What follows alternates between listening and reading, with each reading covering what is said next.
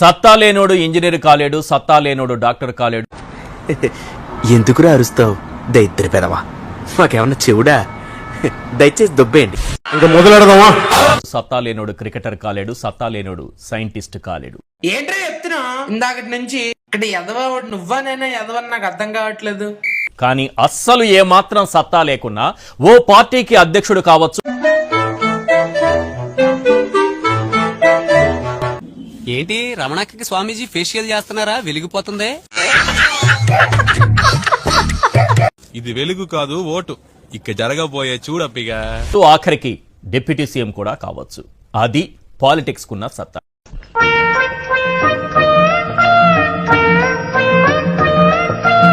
అందుకే సత్తా లేనోళ్లంతా పాలిటిక్స్ లోకి పొలోమని పరిగెత్తుకొచ్చేస్తున్నారు. ప్రపంచంలోని అంత నికృష్టుడు కూడా ఉండడరా. శవం మీద మరమరాలు ఎలుగుతునేవాడు మొహలా మొహం చూడు. అసలు ఈ సత్తా గురించి కొత్తగా ఎందుకు చెప్పాల్సి వస్తోందంటే, తనకు సత్తా లేదని స్వయంగా మన డిప్యూటీ సీఎం గారే చెప్పుకున్నారు. ఆయనలో లేనిది సత్తా మాత్రమే కాదు, ప్రతిభ, బలం, తెలివితేటలు, సమర్థత. సత్తా లేకున్నా, ప్రతిభ లేకున్నా, బలం లేకున్నా, తెలివితేటలు లేకున్నా, సమర్థత లేకున్నా డిప్యూటీ సీఎం అయిపోయారు. ఎట్లా పుట్టినవరా నువ్వా? నమస్కారం ప్రజలారా. వచ్చేసినాడు ఆడు, తిరిగి రాకూడదు ఎదురాచ్చా. ఒక వీడియో కింద చాలా కామెంట్లు అయితే వచ్చినాయి. ఏందా కామెంట్లు? ఏందంటే గెటప్ చూస్తానే మీకు అర్థమైపోయి ఉంటది. మళ్ళీ కొత్త కాన్సెప్టా? ఊపిరి పీల్చుకోవడం కూడా టైం ఇవ్వట్లేదురా. సింహరాజా, ఉగాది సందర్భంగా పంచాంగ శ్రావణం అయితే చేస్తున్నాడని పోయిన సంవత్సరం కూడా చేశా. ఏళ్ళనాటి శని ప్రారంభమవుతుంది జగన్మోహన్ రెడ్డి అన్న అని చెప్పినా, ఎందుకు సార్ పాతగాయని మళ్ళీ రేపుతారు? పండుగ సందర్భంగా మనం కూడా పంచాంగ శ్రావణం చేద్దాం. ఊహిస్తేనే భయంకరంగా ఉంది. ఒకరోజు ముందే రావచ్చు, ఎందుకంటే వీళ్ళ బతుకులన్నీ నా చేతల్లో ఉన్నాయి కదా. నాకే బతుకోదు, నేను నీకు వెనకాలంటాను, ఫుల్ సపోర్ట్ ఇస్తాను, నీకేం కావాలంటాను. అసలు మొట్టమొదటి వ్యక్తి ఎవరంటే అన్న. అయిపోయింది, బతికి అయిపోయింది. నీ కొత్త చెక్కేస్తారులే ఈ రోజంతా. అవమానం వచ్చి 151, రాజ్యభోజ్యం 11. ఏంటి బాబా అన్న, ఇంకోసారి అన్న. అవమానం వచ్చి 151, రాజ్యభోజ్యం 11.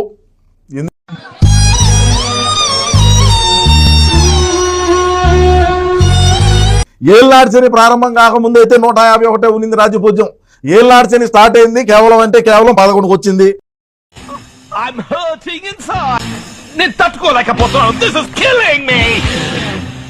అందరూ సైకో అంటున్నారు, అందుకోసం పేరు మార్చుకుంటే మంచిది. ఎందుకురా నా జీవితంతో అట్లా ఆడుకుంటావా?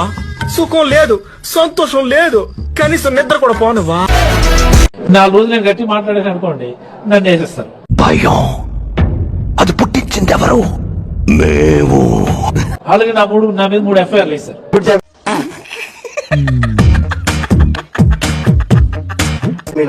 మీరు ఎలా నన్ను రెచ్చగొట్టి గట్టి మాట్లాడిస్తారు, నన్ను బొక్కలేస్తారు. నన్ను రెచ్చగొట్టి గట్టి మాట్లాడిస్తారు, నన్ను బొక్కలేస్తారు. అలా నడుస్తున్నావు. ఇలాంటప్పుడే మనం అడుగు ఆచి తూచి వెయ్యాలి. మాజీ మంత్రి అప్పలరాజుపై కేసు నమోదైంది. ఏం మాట్లాడుతున్నావురా? నరాలు కట్ అయిపోయింది. అతనితో పాటు మరో 16 మంది పైన కేసు నమోదు చేశారు. శ్రీకాకుళం జిల్లా కాశీబుగ్గ పోలీసులు అన్ని కరెక్ట్ గానే మేనేజ్ చేసామే, ఎలా దొరికేసాం? కాశీబుగ్గ పోలీస్ స్టేషన్ ముందు హల్చల్ చేశారు సిదిరి అప్పలరాజు. అయిపోయింది, బతికి అయిపోయింది. నీ కొత్త చెక్కేస్తారులే ఈ రోజంతా. పోలీసుల విధులకు ఆటంకం కలిగించినందుకు ఆయనపై కేసు నమోదు చేశారు. డాక్టర్ ఇంజెక్షన్ నాకు తెలుసు, ఇది ఒక రకమైనటువంటి మానసిక వ్యాధి. ఇది ఒక జబ్బు ఇంజెక్షన్, ఇట్స్ మెడికల్ ఎమర్జెన్సీ.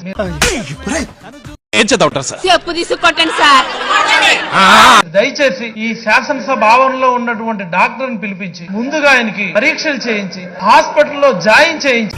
ఏదో తప్పైపోయింది అంతే. నేను చెప్పా కదా ఇంత ముందు, నేను ఇంజనీర్ని కాదు. అయ్యో అంకుల్ మీరా? అయ్యో సారీ, దెంగండి. ఇరిగేషన్ మంచి నాకేం తెలియదు. మన గ్యాంగ్ మొత్తానికి అందంలో గాని, టాలెంట్ లో గాని, పర్సనాలిటీలో గాని వీడే కదా ఫస్ట్. P4 అంటే ఆయన ఏమంటారు చూసారా? ఎవడో తెలుసు? పబ్లిక్ ప్రైవేట్ పీపుల్ పార్ట్నర్షిప్ అంట. Public private people.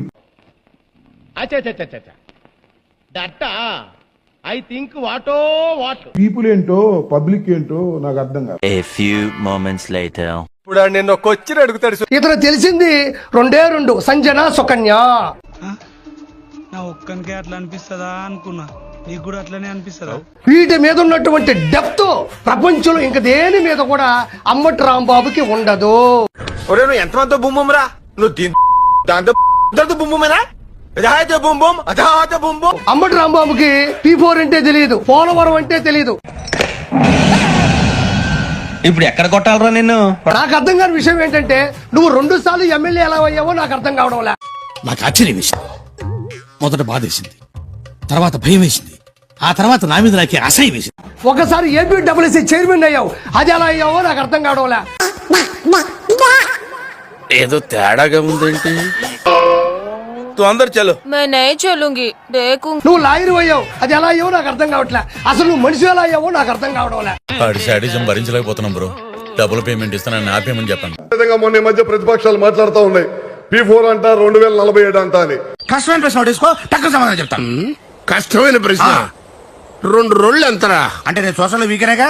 మీకేం తెలుసా ఇళ్లలో కూర్చొని దద్దమ్మలాగా మటర్లు మానమంగాలు చేసే ఎదవలకి మీకేం తెలుసా అని చెప్పుకోవడం అంటున్నా నేను.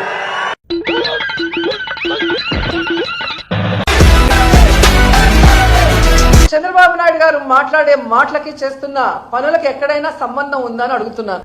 ఒక్కటే మోహం.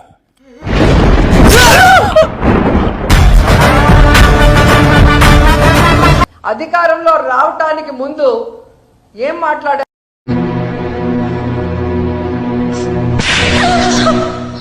మేము సూపర్ 6 ఇద్దామనుకున్నాము, బయట నుంచి చూస్తే చాలా ఈజీగా ఇచ్చేయచ్చు అనుకున్నాము.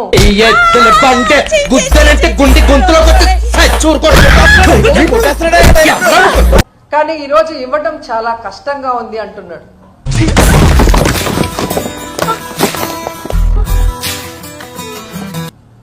చంద్రబాబు నాయుడుకి సూటిగా చెప్తున్నాను, నీ వల్ల ఈ రాష్ట్ర ప్రజలకి సంక్షేమం అందించడం చేత కాకపోతే నీలాంటి యూజ్లెస్ ఫెలో తప్ప ఎవడు అలాంటి మాట అండు. మీరు సీఎం కుర్చీలోంచి దిగిపోండి,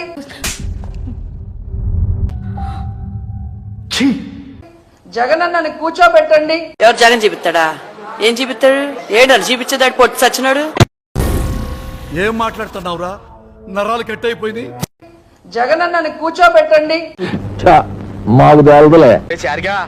ఇదంతా నీ ట్రైనింగే కదరా. ఇచ్చిన ప్రతి వాగ్దానాన్ని ఎలా నెరవేర్చాలో జగనన్న చేసి చూపిస్తాడు. డబ్బా కొట్టుకోవాలి ఒకసారి, కానీ ఎక్కువ డబ్బా కొట్టకూడదు. ప్రజలంటే అసహ్యం, రాష్ట్రం అంటే అసహ్యం, కేవలం అధికారం మాత్రమే మీకు కావాలి. దానికోసం ఎన్ని అబద్ధాలైనా చెప్తారు, ఎవరి కాళ్ళైనా పట్టుకుంటారు. ఏ రోజైతే చంద్రబాబు నాయుడు ముఖ్యమంత్రి అయ్యాడో ఆ రోజు నుంచి రాష్ట్ర ప్రజలకి కష్టాలు కన్నీళ్లు తప్ప మరొకటి లేదు అనేది స్పష్టంగా అర్థమవుతుంది. నిజంగా జగన్ నొక్కిన బటన్లన్నీ మేమిచ్చే పెన్షన్లు అంతే. టాలెంట్ చూపిస్తున్నావేంటి? అండ్ పవన్ కళ్యాణ్ గారు ఎక్కడ నిద్రపోతున్నారో నాకైతే అర్థం కాలేదు. ఏం మాట్లాడుతున్నావు నువ్వు? పళ్ళు రాలిపోతాయి. పవన్ కళ్యాణ్ గారు ఎక్కడ నిద్రపోతున్నారు అని అడుగుతుంది.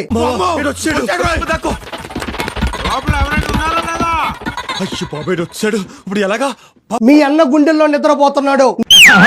నీకు డౌట్ వస్తే నీ తాటికాయ తలకాయని తీసుకెళ్లి నెమ్మదిగా అన్న గుండెల మీద వాల్చి విను. ఇదంతా తొక్క తొండి తొర్రి అంత ఉందే భారత్లో పరిగెడుతుంటాయి. పోయింది, మొత్తం పోయింది. చంద్రబాబు నాయుడు గారు ముఖ్యమంత్రి అయిన రోజు నుంచి తిరుపతి పరువు ప్రతిష్ట ఎలా దిగజారుస్తున్నారో నువ్వు ఒక తెలివి తక్కువ సన్నాసివి, ముందు నోరు మూసుకో. లడ్డు విషయంలో చూసాం, మొన్న మనుషులు చనిపోయిన విషయం మనం చూసాం. మేయర్ మీద గాని, అలాగే వచ్చిన కార్పొరేటర్ల మీద, అలాగే దళిత ఎంపీ మీద దాడులు చేయటం మనం కళ్ళారా చూస్తున్నాం. ఏంటి నోరు లేస్తుంది? కత్తిరిస్తా. సిగ్గు శరం ఉందా? పర్యాటక శాఖ మంత్రి చేశావు. మాట్లాడుతున్నావు డబ్బా పౌడర్ కొట్టుకొని నువ్వు వాడు తిట్టదని చెప్పరా ఏమండి 55-60 ఏళ్ళు వచ్చింది. అసలు నీ అవతారం చూసావు ఎప్పుడన్నా? ఫుల్ క్వార్టర్ తాగుతావు, మొత్తం తాగి నీ ఇష్టం వచ్చినట్టు ఇస్తావు ఇంటర్వ్యూలు. ఇయ్యాను చేసేది. మీరు జోకులు వేసుకోవడానికి నవ్వుకోవడానికి నాలంటి వాడు కావాలి అంతే. నవ్వుకోండి. నేను ఏడిస్తే మీకు నవ్వు వస్తుంది అనుకుంటే రోజు మీ ఇంటికి వచ్చి గంట ఏడుస్తాను. నీ స్థాయి ఏంది అసలు నువ్వెంత, నీ స్థాయి ఏంది, నీ బతుకేంది, నువ్వెవరు? కర్మ ఫలితం అంటే ఇదే, నువ్వు చేసిందే నీకు వచ్చింది. తమ నాయకులతో ఏ విధంగా కార్పొరేట్ల మీద, బస్సు మీద, అలాగే మేయర్ మీద, ఎంపీ గారి మీద దాడి చేశారు. రాళ్లతో కొట్టారు, బూతులు తిట్టారు, కొంతమందిని కిడ్నాప్ చేసి తీసుకెళ్లటం మనం కళ్ళారా చూస్తున్నాం. ఏం లేదంటే నువ్వు నమ్ముతావమ్మా? ఇవన్నీ కూడా పోలీసులు చూస్తుండగానే డైలాగులు చెప్పడం కాదు రాయ్, చెప్పిన దాని మీద నిలబడాలి, నిలబడి చూపించాలి. ఈ రాష్ట్రంలో లా అండ్ ఆర్డర్ ఎంత ఘోరంగా ఫెయిల్యూర్ అయిందో మనకు అర్థమవుతుంది. నీకు హాస్య గ్రంథులు లేవా?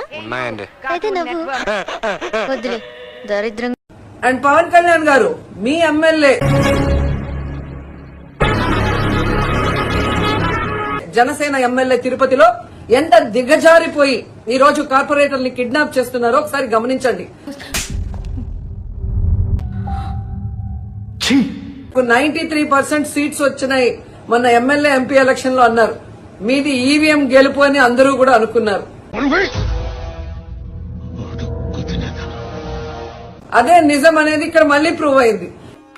ఈ విధంగా రౌడీజం, గుండాయిజం చేసి కిడ్నాప్ చేయాల్సిన అవసరం ఉందా అని నేను అడుగుతున్నా. ఇన్నేవాడు ఇరిపప్పు అయితే ప్రతి ముండనాయలు చెప్పేవాడే. మీకు దమ్ము ధైర్యం ఉంటే మీ ప్రభుత్వం సక్రమంగా పనిచేస్తుంది, ఇచ్చిన హామీలు నెరవేరుస్తుంది అని మీరు నమ్ముంటే ముందు నువ్వు పూర్తిగా నిక్కచ్చిగాడు. ఈ కార్పొరేటర్లతో రాజీనామా చేయించి మీ గుర్తు మీద గెలిపించుకొని మీరు ఎన్నికలు జరిపించుంటే. చేసే పని నాకు ఎదుటోడు చెప్తే నాకెక్కడో కాలుద్ది, ఇప్పుడే చంపేస్తా. అలాగే ఒక దళిత ఎంపీ గురుమూర్తి గారి మీద ఎలా బూతులతో తిట్టి దాడి చేస్తున్నారో టీవీలో అందరూ గమనిస్తున్నారు. మీ ఇంట్లో అందరూ ఇలా వంకరగానే మాట్లాడతారా?